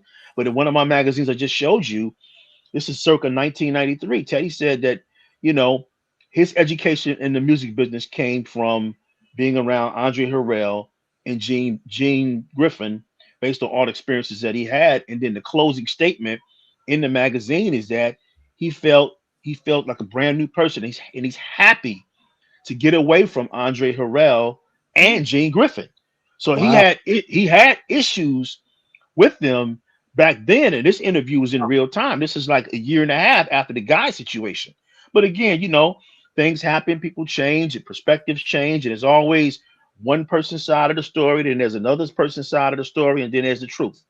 All we know, we just have his perspective. But if we're looking for those individual talking points, those timelines, it's going to be hard. We're not going to get it. And think about it. Teddy's been in the game for 40 years. So how do you condense, like y'all said before, how do you condense 40 years into a memoir? Now, if you're doing a biography, that's like 350 pages. Like Teddy's book is about just shy, maybe close to 300. But if you're doing 300 pages, 350, you're going to get that. I've had biographies where the books are like 300 pages, 350 pages. But we know that, people don't read like that, man. They look at podcasts. They look at documentaries. So it's going to be highly, unlikely to go ahead and squeeze all that information there. Now, as far as ranking the book, rating the book on a scale of 1 through 5, I give the book 3.5. I give it 3.5. But again, I was glad that he wrote it. Kind of disappointed that there's certain things that were left out. And again, I'm a history guy, so I'm looking for certain type of things, but it may be totally different from someone else. But I think overall, it was more so about him summarizing his past, his present, and his future in totality. So if you're trying to do that, there are going to be a lot of things that are going to be out missing from the book. And as far as the situation with Damien, in different interviews, he's always said it that when they were looking at putting Damien in the group, he wasn't too happy about it because he didn't have a say. And he said that Gene said that it was a majority rule, and this is what we're going to go ahead and do. One of the great things that he talked about was when he compared them both, he basically acknowledged Timmy's role in the group and said, you know what, it's a whole different thing. And once Timmy left, our sound and identity changed, which Timmy shared with you, Nandi, a while ago. So I just think that, with him putting the information out. He may have had personal opinions that he finally just, unleashed about Guy, that these guys never really liked him. Aaron never liked him, and of course, Damien, you see the shots that he took at Damien, like, what his role was. And then he said something about where he finally inserted his role as a dancer as if everything else. But then he also said two things, is that they weren't studio singers. They weren't accustomed to being in the studio, and he had to kind of coach them. So whether that's true or not, obviously it's his perspective. And unfortunately, we're not going to get a Aaron Hall book or a Damien book or interview. So in a way, I think that this is his way in a passive aggressive mode of having the last word, because once it's committed to paper, that's what people are going to go ahead and run with. But it's like you said, it's sad that the group broke up. And we talked about this before, Namdi. They were a pre-sound scam group, pre-pop crossover. So they missed out. That was a tragedy of them. They missed out on all the things that associated with everybody who came after them. And of course, with all the internal conflict and Gene Griffin. So, so thanks for having me on. I just wanted to kind of share that. Sheldon, 1 minute, because you know about the interview. We've not mentioned this, and you just touched upon it there. What Timmy Gatlin said in the interview with Namdi was pretty much reaffirmed. That whole story about Guy, Teddy reaffirmed it in this book. We're not mentioned that. And again, that was a huge revelation. The fact that Teddy acknowledged he acknowledged basically what Timmy's role was in the group. Because I thought he would have said something completely different. So he acknowledged Timmy, and like he said, what he said about Damien stunned me, absolutely stunned me. Because I thought they actually got on well, them two. They probably do, but I was still stunned. So Teddy, Timmy getting his props really and his respect was a big thing in this book for what Teddy said. So yeah. Yeah, Thanks, I mean, think about that. He said, "Thank you, you're welcome." He said that Damien basically was the quarterback. Yeah. Damien was really the leader Timmy was really the leader of the group. If you look at it, Timmy was he conceptualized everything. He was the primary writer and lyricist. He was really the visionary of the group, But in the end, like I said, Damien comes in. There's a visual aspect of it. Obviously, when we listen to Guy 3, we hear him singing. He does an excellent job vocally. It's just the fact that when you look at the group dynamics within the group, it's going to go up and down. And then when you add money, you add the dynamic in terms of, okay, they didn't grow up together, but they had a bond. But all those things come into play because, if you were friends years ago prior to that, the energy is totally different, man. But, that's the music business for you. And again, not taking sides, but just kind of frame it, in totality from a critical perspective, because everyone's going to have their stories. And we know that Aaron had a lot of issues, personal issues. He lost his mom. He was young. He went through a whole lot of different things. He wrote My Prerogative and didn't get the money, and a lot of collaborations, things that he lost, man. So, of course, there's so many different things, but it's good that you guys went ahead and did it to provide a summary. But I advise anybody who doesn't have the book, go ahead and purchase the book, because that's going to give you some insight on this man's history. Because at a certain point, the book could go out of print, or the price could go up on the book, to make it unavailable for people to purchase. But but you all great perspectives all the way around. Basically, different perspectives, all in totality, that gives the listeners and the viewers or whatever what this book is about, from a great producer. But again, past, present, and future. So if you notice, we want to hear about the today and the GR Productions, but he's framing himself in a contemporary setting. He's not locked into the 80s or the 90s. Those are high points, but this is also what I'm doing now. Well, And, sorry, Sheldon. Firstly, it's lovely to meet you in person. So Nice to meet you, sir. Nice to meet you, sir. And, I've seen a lot of your previous podcasts with these two chaps here, and I've just seen you get lots of red cards. So those red cards are a thing of the past. And I know you're a busy man.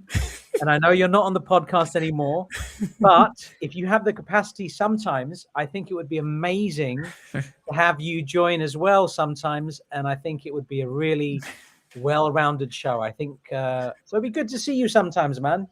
Thank you, and definitely. I appreciate all your work. I appreciate all your work. Thanks for Steve and Nambi for bringing me on. So in totality, we just have a mutual respect and admiration for that genre of music, man. The music prior to that was slanting older, and we're coming of age. 10, 12, 15, 18 years old, whatever our age was at the time, man. And that's the music that we grew up with, and it resonates with us to this day. Absolutely. But your perspective was fantastic. It was a really good, really great overview. I mean, you really thought about things, and I think only a reader can come out with and present it in the way in which you have. But I think, as you said, it's difficult. When as fans we want more. We want to know everything. We want all of the information. But as Stevie said, as you're saying, I think he's just tried to. It's just for the masses. This is not necessarily for all of us. This is for everybody. Like, the random people that just see the book, as Stevie said. And that's fair enough. This is not the book I was expecting in many ways. And I think for me, 3.5 would be a bit harsh. I might give it a 6. No, that's out of 5. Oh, 3.5 out of 5? Yeah. Okay. Okay. So I think. But if I'm doing 10, I'm gonna give it 6 or 7. But if I'm doing 5, 3.5 out of 5. Yeah. And I think that's about fair, because I think there's lots of things that we learned in this book that we would not have got previously. We didn't know about previously. So I'm excited about those bits. Not so much, but I am disappointed because I'm a fan, as all of us are, and the things that he left out. But we're always going to be like that. We're human beings. We always want more. My favorite things, of course, was his childhood and how he was really supported musically by his village, by his circle in Harlem or whatever, and they really lifted him up.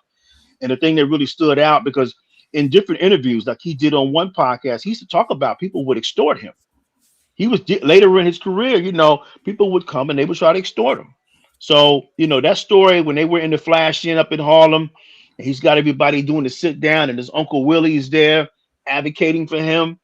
That was really, really good. And then I think you said something about he lost Gene Griffin and the Golden Goose, and as far as the money, Gene Griffin had issues because his reputation was soiled after the Guy situation, because people are like, okay, if Teddy's your son and you do this to his son, imagine what you're going to do to everybody else. So when he did the Basic Black thing, I think a second album would have been really dope to really flesh out their identity. But again, it was a great album, but you see what happened. And then he had another window to where he moved from Basic Black to about a decade. He started jumping into Southern hip hop. But I think that this guy, he's not necessarily a music guy hands-on.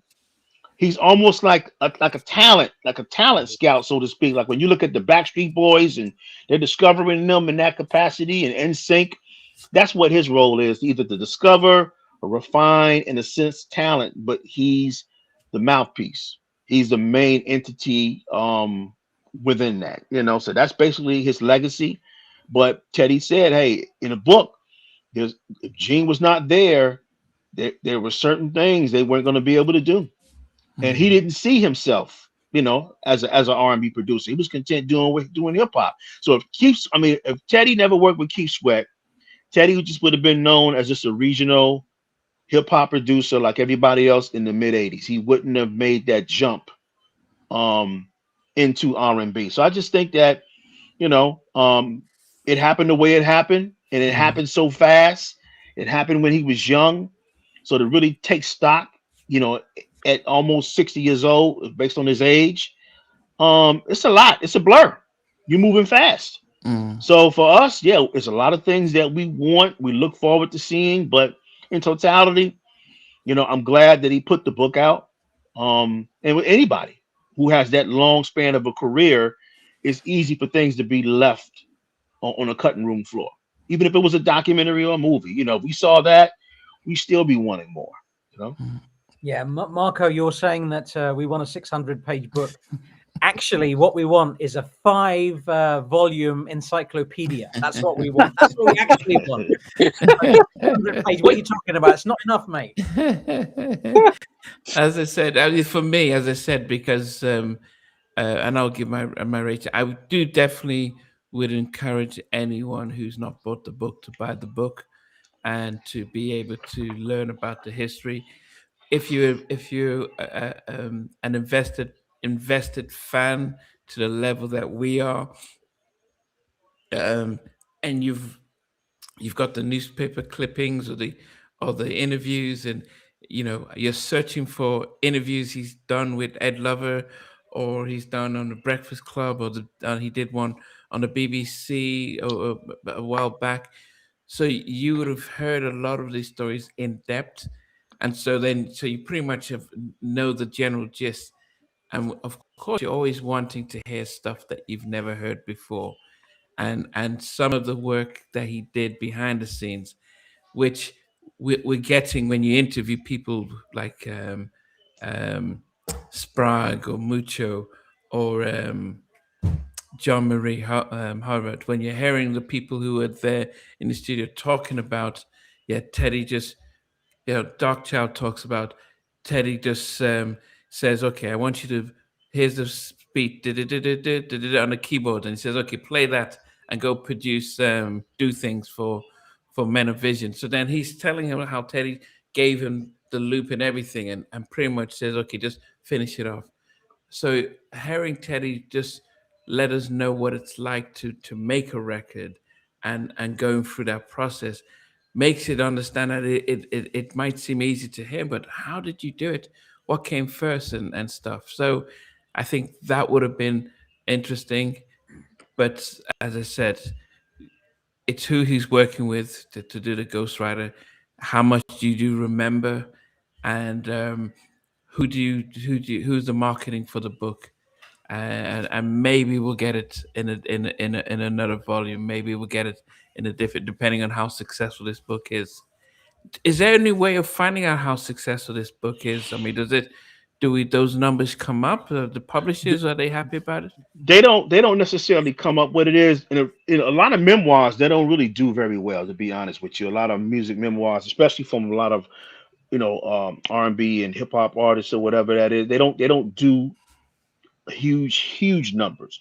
But the number one thing is when the book comes out, if it can get on the bestseller list. That's all that really counts. But of course, there's a lot of things behind the scenes that leads up to that, because a book that goes on the book bestseller list, all you have to do is sell 5,000 copies right off the bat, to land on the bestseller list. So it doesn't take a lot. You don't have to sell a whole bunch of million copies or whatever, like you're trying to go platinum or something like that. If you get on the bestseller list, then that's good for him, because he can, I'm a bestseller, New York City Times, New York Times best-selling artist. So I mean best-selling writer. So in the end, the book, we'll never know what the numbers are going to be, but the thing is, if he can get on the New York Times bestseller list, that's good for him. I don't see another book coming out, because he basically captured past, present, and future. I think at best, people who are interviewing him, and unfortunately, I've seen a lot of the podcasts, and I haven't been too happy with all of them, because people are talking to him, they're interviewing him from a fan perspective. They're not being critical. They're not asking a lot of targeted questions, but they're things that they don't know. I mean, you hear them, oh yeah, you're a legend, and Michael Jackson, and and it's very unfortunate, man, because some of these guys, no disrespect, they don't need to have a platform. They don't need to have a microphone, because you get these people on your podcast only for a short period of time. You got to do the research, but nobody's doing the research. It's very passive. So they're not pulling information out the way you all do. And in that way, if he says something and you can be like, oh, well, I remember you said this during this particular time, and but everybody's it's one-sided. I'll just say that it's passive interviewing. Let's just say that, but I don't think another book is going to come out. But I just, at this point, it would be great if he comes on. And then my message to Teddy or whoever they gave me the email, I requested that they come on here. You know, he's done all the other platforms to come on halftime chat Exactly. because, Exactly. you guys were the, everybody else, they're jumping on what's hot, but you guys have, from the forefront, it's built around his legacy. So, personally speaking, I really have an issue that he has not been on here yet, I totally but agree. unfortunately it is what it is. But once again, I think you all did a good job, and I hope he sees this and recognizes that you're not doing this for the fame, for the notoriety. You're doing it for the love. It's not current events, it's not hot topics. You all are doing your research. You've been committed to this man for decades, so it will only be right for him to go ahead and come on. But who knows if that's going to happen? But the irony there is, I must have posted about this this podcast this week, and Teddy reposted that the about the podcast, and then I said you should come on this podcast, just join us for a little bit, and he reposted that as well. So I'm just saying, like, it's not that he doesn't know. Andrew's reached out. I know. I'm sure we all have, like, just said, come and join. But I hope he does. I hope he does at some point. But shame he didn't today. Yeah, yeah. I mean, as I said, it's I have to admit, yeah, I'm sure he's busy because you see him on different podcasts, so he is, and most of them he's sitting down with them. So there's a lot of travel and stuff. But it's good to get your perspective on the book, Sheldon, and I guess Now, it's one more thing that while Sheldon's here, how relevant and to add to what Sheldon was saying there, how relevant is this podcast and this book drops? Like I say, for the last few years, we've been talking about it non-stop for the last few years, and he goes and drops a book, which keeps this podcast so relevant, I think. So big ourselves up as well. Big ourselves up. But you know what though? I'll say this just to piggyback on what you said, Steve, is that 6 months from now, after the book is, I'm gonna say run its course, because books never run their course because people always discover material. But once the recency kind of dies down with this book, halftime chat will still be in the game, Exactly. exploring this where everyone else has moved on to something else. Definitely.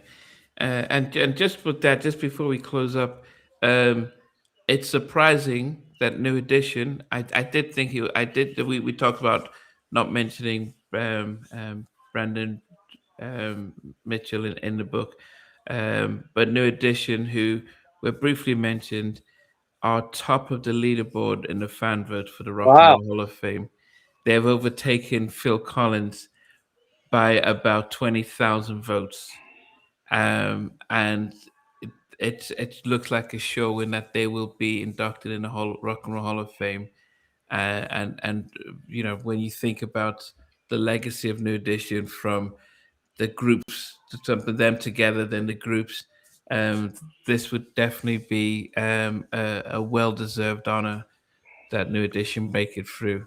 They didn't make the money that New Kids in the Blocks and Blackstreet Boys and NSYNC have made, but they have definitely deserved to be recognized in the Rock and Roll Hall of Fame. So people keep voting every day just to solidify that, but they've all put out a united campaign, and they're touring at the right time to make themselves relevant. So to overtake Phil Collins is not a mean feat, and to overtake Pink, Sade, Wu-Tang Clan, Oasis, which I'm super shocked that they overtook Oasis, and stuff like that, shows that they really are generally black royalty as well. Yes. Okay, so wrapping it up, Stevie, for your final words, and I'll get to VJ then and Sheldon before we close it. Like I say, I'm over the moon. We finally got this book. And I just, like I said, I took it from the perspective of he's trying to appeal to the masses. And, you know, if you pick that, you're in a library one day and you don't know who this person is, but it looks interesting, I'll give it a read. So I'll give it 10 out of 10 for me all day. I'm so over the moon we finally got this book. And Teddy, please, come on, man. Come on, halftime chat. Long overdue, mate. Come on, halftime chat. Thank you, please. Great to see you, Sheldon. Good seeing you too, my man. VJ, what about you? What any your final? I think I'm very excited that the book came out. I'm very happy that there is a Teddy Riley book. I've really enjoyed reading it. I've learned lots. Mm-hmm. I've loved these conversations. I've loved all these interviews that we're getting as a byproduct of that. And I'm really enjoying this time as somebody who has followed Teddy Riley's music for a very, very long time, since the 80s. So it's great that the book came out.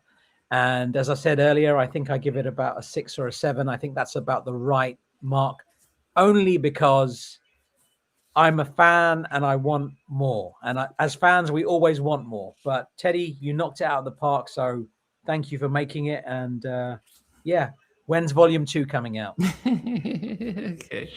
And for me, I would say that one of the things the book has done has given us an opportunity to hear from Teddy, not just on paper, but he's now how to go out and promote the book. And we're getting different stories based on that. He seems to be also reinventing himself, his image, and his narrative. I would say that as somebody who has been a vivid fan, following his every step, um, there was probably a few things that I learned in there, but I think I would say this. My first experience to Disneyland was going to in Orlando, and I didn't realize that was the biggest one.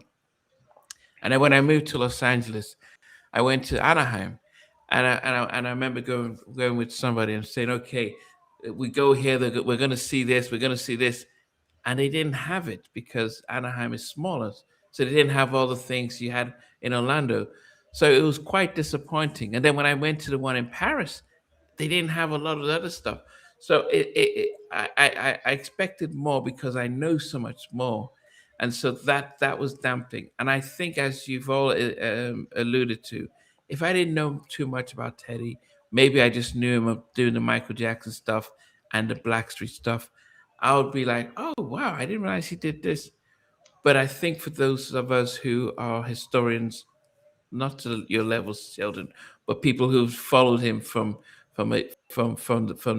day one, we probably would think, oh, we could have we wanted something else and some more and stuff. So I think for two or three different levels of fans, this book would definitely have its place. And I appreciate the fact that he's working hard promoting it and getting things out there, and we're getting stories from it as well. Mm-hmm. So So for me, this book was supposed to come out in October. I pre-ordered it, and I was waiting for it to come out in October, and it obviously came out in February. So I've read the book twice already, and again, I'm glad that he wrote it. The things that resonated with me, obviously, were his childhood, and then different flashes in the career, and of course, in the end, where it comes full circle, where um, he and Gene, they kind of come full circle and they kind of patch things up, so to speak. But I'm glad that he wrote the book. I really am glad that he wrote it, because if something were to happen to him, that meant this whole history would have actually died with him, because it still just would have been outside perspectives and things of that nature. So I think it was a perfect time for him to write the book. He's in a sweet spot. People know him, like you all said, through verses. People discovered him, rediscovered him. So he's right in the pocket with this book, because it's capturing the attention of everyone of all ages. People who are younger than us, maybe people who are older than us. Had he put this book out 5 or 10 years later, I don't know if it would have gotten the traction that it would have needed. it would have just maybe flew under the cracks because now people have a tendency to kind of age out. But he talked about on one of the other platforms to start as far as being relevant, visually, physically, in terms of being right in the pocket. And I think that's what he wants to do. You want to be contemporary, but good job. Good job on the book. There are things I might have wanted to see, but I know that when you're doing a memoir, it's not going to be by the number, so to speak. Mm. So, and he put a book out. I'm the book project I'm working on. I'll leave it at this. It's hard. I let somebody read the book to edit it, and they tell me you got to take this stuff out, man. You sound like James Baldwin. You got too much stuff in the book. So I understand how the challenge could be trying to fit 40 years into 15 or 20 chapters. So that's where I'm at. Wow. Well, and we can all say that we're glad that Teddy is still active and still relevant, and the fact that he is still making himself known out there. And as I said, we all seem to we'll all agree to recommend a book for everyone to pick up and to read and keep a copy as well. I had mine on the audiobook, and I've listened to it. A copy from the States is still on its way, so it'll be great to be able to read that as well. Okay, so we appreciate everyone. Sheldon, it's been well. He gets the red cards, VJs. When we did the, I remember we did a BBD, and we were ranking Motown Philly. No, sorry, Motown Philly, the Poison album, and Sheldon was normally used to putting like Poison at number 4, and then or Motown Feeling at number 6. He the most obvious number 1, he would just put it down at number 3 or 4 and stuff, and it was almost like we could never have a full house because Sheldon Yeah, I'm had. guilty as charged, man. Guilty as charged. so, so those were the days, yes. What But did it's, you give it out of 10? me? We didn't get your mark, did we? Oh, you didn't get my mark. Yes, a 7, a 7, a 7, a 7. I yeah, definitely give it a 7, and yes, that means that for me high standards because super fans. Super fans. I wanted to hear more about Future Studios. I wanted to go into what I don't need to know about Pharrell. Chad, what was Chad like? Everyone talks about Chad will come into the studio with a trumpet tomorrow and come up with a banjo and create mad sound. Let's Yeah. hear more about how do you. I didn't Hey, realize Timberland was there. So he skits over some of the things that I would want to listen, but he's like, let's get some of the bigger names, and that was the difference for me. Stuff like that, yeah. yeah, nuance and context. That I think that's basically what the book was missing in certain respects, the nuance and the context or whatever. So again, there could have been a lot more in there. But the thing about it is, we read the book. Think about it. Everybody who he went to, who he interviewed, they did not read the book. They didn't go out and go buy the book. You know Yeah, what I'm saying? that's the thing, man. That's the thing. That's the thing I don't understand because I've got Teddy's number. I've called him. I've left messages. I'm just saying, man. I've reached out. I've tried to get him on this podcast, and I just don't understand it, man. Because these are people that really care about you, like, and your legacy and what you've done. Those other people, they don't know shit about you, man. They don't. They're not on our level, do they? I'm just saying, man. Nah. Yeah. It's more about the numbers and the views to Sure. get the book sold, but they're not reading the book. They didn't read it, you know. Yeah. So It's well, yeah. I'll go. So in due time. So, guys, it's been a blast. Thanks for everyone, and I'm glad at least the comments were up, so everyone could see that every time you comment, we are watching and we engage with that. But today, you can see it was alongside the video, so you were definitely part of that. For the those who are going to be watching later, please in the comments, can you give your rating out of a 7, out of a 10? How you rate the book, those who've read it, and and hopefully it's not out of the it's not inconceivable that Teddy does finally make his way on And just so there's no misunderstanding, mine was 3.5 out of 5, not 3.5 out of 10, 3.5 out of 5. If it's gonna be out of 10, then 6.5, maybe 7. Okay. Yeah. Thanks for clarifying. So all the people in the back. I don't want the permanent red card. Thanks for clarifying that. I was worried there for a second, man. I was like, what? Yeah, it does happen. It does happen. Okay, Mac, everyone that's tuned in. Thanks to Dan. Good, missed some of the details. Just it's going to be replayed, so you get to watch it. So we'll catch you guys later, and as always, we appreciate it. Take care. Be well, everybody. Take care. Good night, guys. Thanks for joining. Hey guys, thanks for watching. Thanks for being a part of Halftime Chat. Please remember to subscribe, share, and comment. But most importantly, why don't you become a member of Halftime Chat? We've got amazing videos, amazing perks, and being able to support the channel. But anyway, thanks for watching. Take care. I never participated in that kind of. And somewhere in between us, or even loving us, on which I didn't miss you with. What was it like growing up? She's still making an impact on 4 houses down. I have a couple pieces. I didn't get this one and that one. That works for you, but just for me, No, okay, you're okay. They don't understand what Jonas' boys do in the all spirits. Play it.